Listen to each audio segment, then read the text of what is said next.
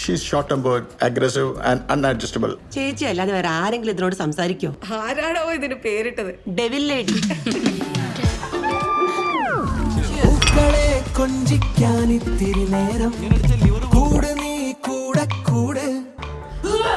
Elizabeth ആരുടെയും കാര്യത്തിൽ ആവശ്യമില്ലാതെ ഇടപെടില്ല. ആരെങ്കിലുമായിട്ട് എലിസബത്ത് വഴക്കുണ്ടാക്കാറുണ്ടോ?